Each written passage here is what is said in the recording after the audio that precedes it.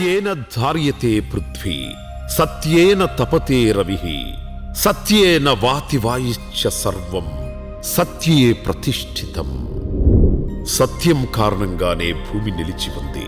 సత్యం కారణంగానే సూర్యుడు తేజస్సుతో ప్రకాశిస్తున్నాడు. సత్యం వల్లే గాలి వీస్తోంది.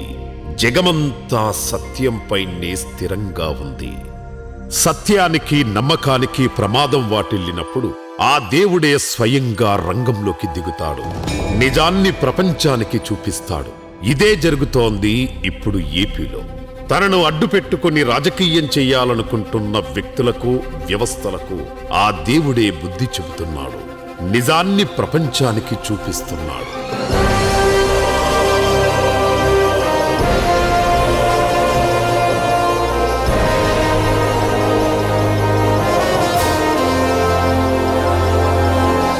తిరుమల శ్రీవారు కలియుగ దైవం. కొలచి మొక్కిన భక్తులకు కొంగు బంగారం.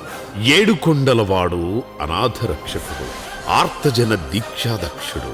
అఖిలాండ కోటి బ్రహ్మాండ నాయకుడు. వెంకటేశ్వరుడికి సమాన దైవం లేదని పురాణాలు చెబుతున్నాయి. తిరుమల చుట్టూ రాజకీయం చేస్తూ ఆ దేవుడిని రాజకీయాల్లోకి లాగుతున్న సమయంలో తిరుమల చరిత్రను ప్రతి ఒక్కరూ తెలుసుకోవాల్సిన అవసరం ఉంది. అసలు సత్యాలు చాటి చెప్పాల్సిన ఆవశ్యకత ఉంది.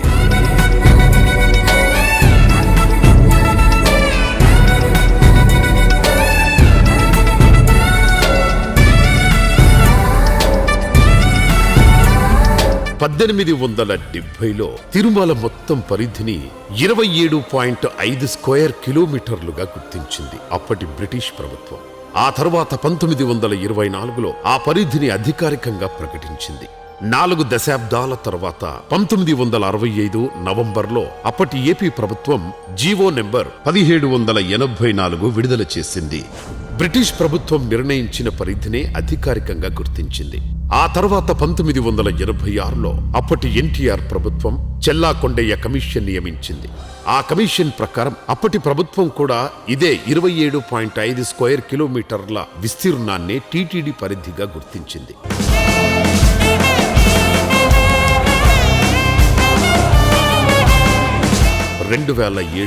జూన్ 2న జీవో నంబర్ 746 తీసుకువచ్చిన వైఎస్ఆర్ తిరుమల పరిధిని 322.68 స్క్వేర్ కిలోమీటర్లకు విస్తరించారు.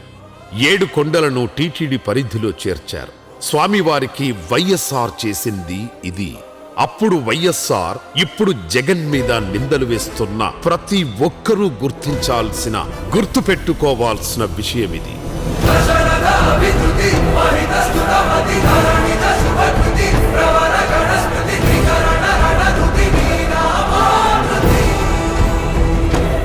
సత్య నాస్తి పరో ధర్మ.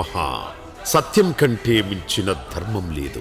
తన పెంపుడు మీడియాను అడ్డుపెట్టుకుని తిరుమల లడ్డు విషయంలో చంద్రబాబు ఆడిన నాటకాలు అన్ని ఎన్ని కావు. జంతు కొవ్వు కలిసిందంటూ ఒకసారి, బాత్రూంలో వాడే ఆయిల్ వాడారని ఇంకోసారి, 40 ఏళ్ల రాజకీయం అనుభవం ఉందని 4 సార్లు ముఖ్యమంత్రి చేశానని చెప్పుకునే చంద్రబాబు సత్యదూరమైన ఆరోపణలు చేస్తూ కోట్ల మంది హిందువుల మనోభావాలతో ఆడుకున్నాడు. సిబిఐ నివేదికతో అవన్నీ అబద్ధమని తేలిపోయింది. అయినా సరే తప్పుడు ప్రచారం ఆపట్లేదు. తన మీడియాలో ఆగనియ్యడం లేదు. అసెంబ్లీ సాక్షిగా కూడా మళ్లీ అదే మాట, అవే అబద్ధాలు. నిస్సిగ్గుగా చంద్రబాబు చెప్తున్న మాటలు కోట్ల మంది హిందువులు అసహించుకునేలా కనిపిస్తున్నాయి. కల్తీ అయిన గీ బాధేస్తుంది. అలాంటి గీ తీసుకొచ్చారు.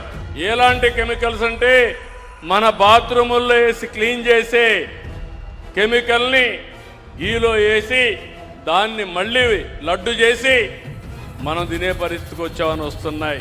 2019 నుంచి 2024 మధ్య కాలంలో స్వామివారికి జరిగిన పూజలు విషయంలో లడ్డూ తయారీలో ఉపయోగించిన నెయ్యిలో ఏ చిన్న పొరపాటు జరగలేదు. కల్తీ జరిగిందని చంద్రబాబు పదే పదే చెప్తున్నా నెయ్యి శాంపిల్స్ తీసుకున్నది 2024 జూలై ఆగస్టులోవి. అంటే కూటమి ప్రభుత్వం అధికారంలోకి వచ్చాక అన్నమాట. కల్తీ నెయ్యి సరఫరా చేశాయని చంద్రబాబు పదే పదే చెప్తున్న బోబే బాబా, ఏఆర్, వైష్ణవి లాంటి కంపెనీలకు కూడా చంద్రబాబు హయాంలో అనుమతులిచ్చినవే. అంత తక్కువ ధరకు నెయ్యి ఎలా వస్తుందని ప్రచారం మొదలుపెట్టిన చంద్రబాబు తన వాళ్లకు తన సంస్థలకు కాంట్రాక్టులు అప్పగించే కుట్ర చేస్తున్నారు. ఎలాంటి కొవ్వు లేదని సిబిఐ చెప్పినా, నివేదికలు బయటపెట్టినా చంద్రబాబు తన తప్పుడు ప్రచారం ఆపడం లేదు. కోట్లు ఖర్చు పెట్టి తన బ్యాచ్ తో ప్రచారం చేయిస్తున్నారు. తిరుమల స్వామివారిని మరింత అప్రతిష్ట పాలు చేస్తున్నారు.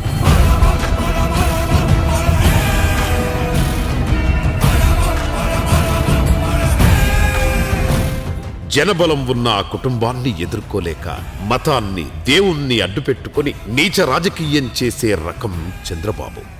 7 కొండలను వైఎస్ఆర్ 2 కొండలు అన్నారంటూ చంద్రబాబు కక్కిన విషయం అంతా ఇంత కాదు. చరిత్ర దాటొచ్చి చూస్తే ఆయన అసలు బుద్ధి బయటపడుతుంది. అసలు తిరుమలను 7 కొండలుగా అధికారికంగా గుర్తించిందే ఆనాటి వైఎస్ఆర్ సర్కార్. మీరు 7 కొండలు 2 కొండలు అంటే కాదు, ఇది తప్పు అని చెప్పిన తర్వాత నేను దేవునికి మొక్కోను. 7 కొండలు అంటాం. 7 కొండలు ఎందుకు, నీకు 2 కొండలు చాలు. రాజశేఖర రెడ్డి గారు కూడా 7 కొండల్లో ఎందుకు అన్ని కొండలు 3 కొండలు చాలు. 7 కొండల వాడ అని చెప్పేసి మాట్లాడే సందర్భం నుంచి 7 కొండలు ఎందుకు 2 కొండలు అన్నందుకు ఏం జరిగిందో వాళ్ళ ఫ్యామిలీలో మనందరం కూడా గుర్తుంది, అందరికీ గుర్తుంది, వాళ్ళకి కూడా గుర్తుంది. Jio number 746, Jio number 747. అసలు ఆ జియోలు ఇచ్చింది ఎవరు? రాజశేఖర రెడ్డి గారు ఇచ్చిన. ఆ జియోలు ఏంటి?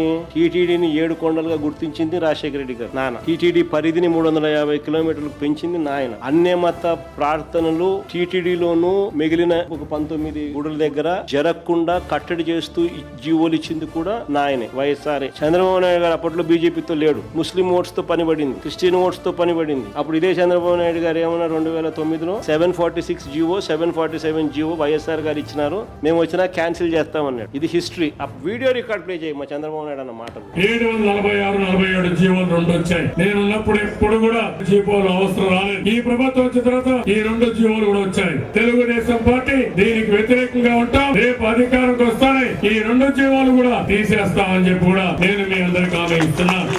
మళ్ళా చంద్రబాబు నాయుడు ఇప్పుడు ఏమంటున్నాడు? 7 కొండలు 2 కొండలు అంటే కాదు, ఇది తప్పు అని చెప్పిన తర్వాత నేను దేవునికి మొక్కోను. ఈ కూడా కంపేర్ చేసినామనంటే చంద్రబాబు నాయుడు గారి క్యారెక్టర్ ఏంది, నైజం ఏంది అనేది అర్థం. 2007 జూన్ 2న 746 జీవోను తీసుకువచ్చిన అప్పటి వైఎస్ ప్రభుత్వం శేషాద్రి, గరుడాద్రి, వెంకటాద్రి, నారాయణాద్రి, వృషభాద్రి, వృషాద్రి, అంజనాద్రి ఈ 7 కొండలను అధికారికంగా గుర్తించడమే కాదు, టీటీడీని 322.68 స్క్వేర్ కిలోమీటర్లు పొడిగించారు. జీవో 747 తీసుకువచ్చి తిరుమలలోని 10 తీర్థాలు, టీటీడీ పరిధిలోని 16 ప్రధాన దేవాలయాల్లో అన్యమత ప్రచారాన్ని నిషేధించారు. ఇక 2007లో వచ్చిన జీవో నంబర్ 1372తో టీటీడీ సంస్థల్లో హిందువులను మాత్రమే నియమించాలనే నిబంధన విధించారు. అయితే ఆనాడు క్రిస్టియన్లు, ముస్లింల ఓట్ల కోసం ఈ జీవోలకు వ్యతిరేకంగా హామీలు ఇచ్చిన చంద్రబాబును చరిత్ర ఎప్పుడూ క్షమించదు. తెలుగుదేశం పార్టీ దీనికి వ్యతిరేకంగా ఉంటాం. రేపు అధికారంకి వస్తానే ఈ 2 జీవోలు కూడా తీసేస్తామని చెప్పి కూడా నేను మీ అందరికి హామీ ఇస్తున్నాను. తిరుమల స్వామివారు తమ కుటుంబ దైవమని చెప్పుకునే చంద్రబాబు ఆ స్వామివారి సన్నిధిలోనే కూల్చివేతలు జరిపించిన చరిత్ర. 1472లో నిర్మితమైన 1000 కాళ్ల మండపం శిల్పకళా వైభవానికి ప్రతిరూపం. ఆధునీకరణ పేరుతో ఈ అపురూప కట్టడాన్ని కూల్చివేయాలని చంద్రబాబు ప్రకటించారు. ఆ మండపం ఆలయ మర్యాదల్లో భాగమని, దాన్ని కూల్చడం ఆగమశాస్త్ర విరుద్ధమని పీఠాధిపతులు, వేద పండితులు ఎంత చెప్పినా చంద్రబాబు వినలేదు. భక్తులు రోడ్లపైకి వచ్చి ఆందోళనలు చేసిన పోలీసు బలగాలతో భయభ్రాంతులకు గురిచేసి మరీ ఆ కట్టడాన్ని ధ్వంసం చేయించారు. 1000 కాళ్ల మండపమే కాదు, ఎంతో చరిత్ర ఉన్న గొల్ల మండపం, ఉంజల్ మండపం, ఇలా టీడీపీ హయాంలో జరిగిన దారుణాలు ఎన్నో అని చెప్పడానికే ఈ జీవోనే సాక్ష్యం.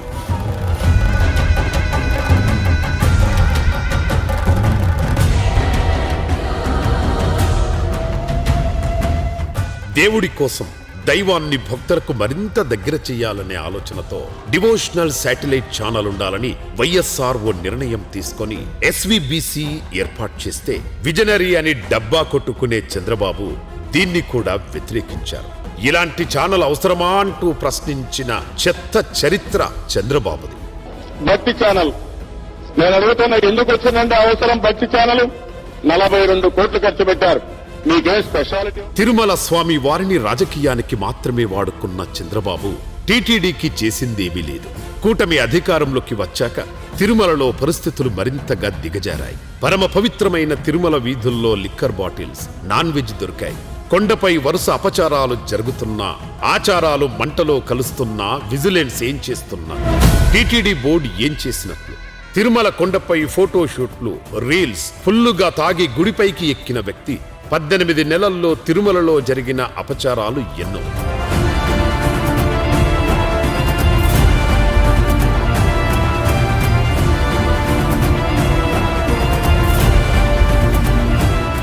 భక్తుల రద్దీని నియంత్రించడంతో టీటీడీకి ప్రత్యేక స్థానం ఉండేది. జగన్ అలాంటి మార్గం చూపించారు. ఇప్పుడు అందులోనూ కూటమి సర్కార్ ఫెయిల్ అయింది. వెంకన్న సాక్షిగా తొక్కిసలాటలో 6 ప్రాణాలు కోల్పోయారంటే ఆ పాపం ఖచ్చితంగా చేతగాని ఈ కూటమి ప్రభుత్వానిదే. జగన్ 5 ఏళ్లు సీఎంగా ఉన్నప్పుడు ఎప్పుడూ ఏ చిన్న పొరపాటు జరగలేదు. ఇది చాలదా? స్వామివారు ఎవరితో ఉన్నారు, ఎవరికి అండగా నిలుస్తున్నారు, ఎవరి తీరు విషయంలో ఆగ్రహంతో ఉన్నారు అని చెప్పడానికి? ప్రతి మనిషిలో దేవుడిని చూసుకోవడమే నిజమైన భక్తి. ఈ మాట పక్కాగా తెలిసిన వ్యక్తి జగన్. అందుకే తిరుమలకు, భక్తులకు ఏ చిన్న లోటు రాకుండా టీటీడీ స్థాయిని, స్థానాన్ని పెంచేందుకు ఎన్నో కీలక నిర్ణయాలు తీసుకున్నారు.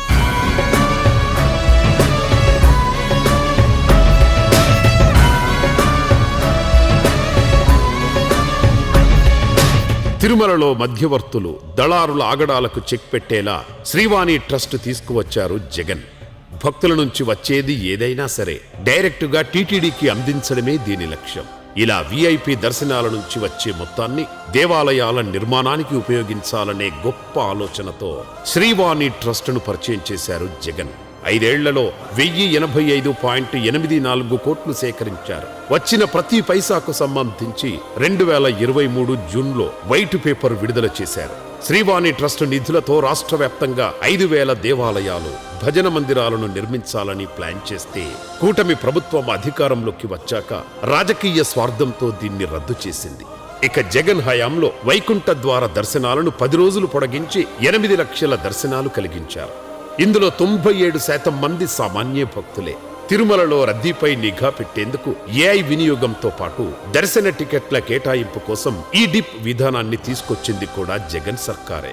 ఆనాడు వైఎస్ఆర్ ఎస్వీబీసీ ఛానల్ ప్రారంభిస్తే ఆ సేవలను మరింత విస్తరించేలా జగన్ హయాంలో కీలక నిర్ణయాలు తీసుకున్నారు. తెలుగు మాత్రమే కాదు, అన్ని భాషల్లో ఛానల్ ప్రసారాలు చేసే దిశగా అడుగులు వేశారు. 2021లో ఎస్వీబీసీ హిందీ, కన్నడ ఛానల్స్ ప్రారంభించి తిరుమల వైభవాన్ని, విశిష్టతను దేశానికి చేరువ చేసే ప్రయత్నం చేశారు.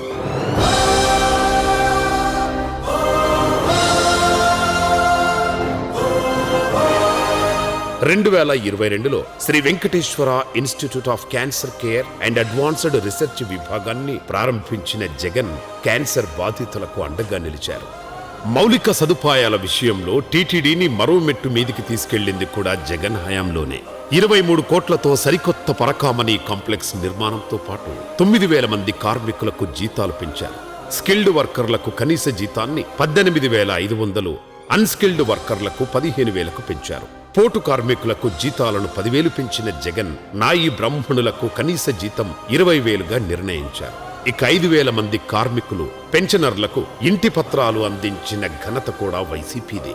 ధూపదీప నైవేద్యం పేరుతో మారుమూల ప్రాంతాల్లో టీటీడీ తరపున ఆర్థిక సాయం అందించే దేవాలయాల సంఖ్యను 1,561 నుంచి 5,000కు పెంచారు. గోవుల రక్షణ కోసం నమామి గోవింద స్వామివారి సేవలో వినియోగించే పూలతో అగరబత్తుల తయారీ కోసం వేస్ట్ టు వెల్త్ కార్యక్రమం, ఇలా జగన్ హయాంలో తీసుకున్న ప్రతి నిర్ణయం టీటీడీ ఖ్యాతిని పెంచడమే కాదు, స్వామివారిని భక్తులకు మరింత చేరువ చేసింది. ఆలయంలో జరిగే పూజాది కార్యక్రమాల కోసం తిరుమల గోశాల నుంచి సేకరించిన నెయ్యినే వినియోగించారు.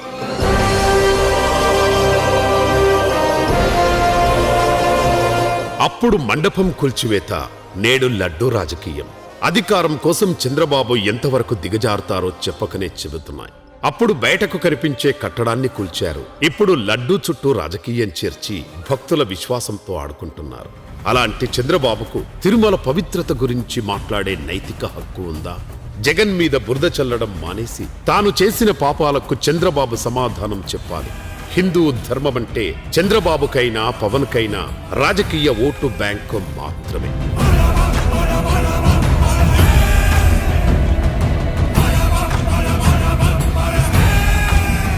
చివరికి వైఎస్ఆర్ మరణానికి కూడా తిరుమలను లింకు చేస్తూ దిగజారి మాట్లాడిన టీడీపీ నేతలు ఇప్పుడేం సమాధానం చెప్తారు? ఈ పాపాన్ని ఎలా కడుక్కుంటారు? లడ్డూ కల్తీ పేరుతో కట్టుకథలు అల్లి కోట్లాది మంది భక్తుల నమ్మకాన్ని వమ్ము చేస్తూ ప్రపంచ స్థాయిలో తిరుమల ప్రతిష్టతను గంగలో కలిపేందుకు చంద్రబాబు వెనుకాడడం లేదు. ధర్మ ఏవ హతో హంతి ధర్మో రక్షతి రక్షితః. ధర్మాన్ని హననం చేసిన వాడిని ధర్మమే హననం చేస్తుంది. ధర్మాన్ని రక్షించిన వాడిని ధర్మమే రక్షిస్తుంది. దైవం చూస్తోంది, జాగ్రత్త.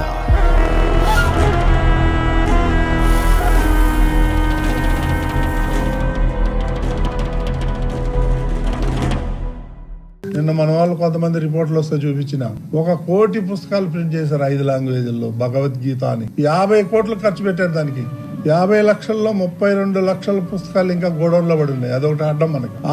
ఆ భగవద్గీతలో చూస్తే ఎవడు మొహాన్ని వస్తారు, అందులో ఏమీ లేదు.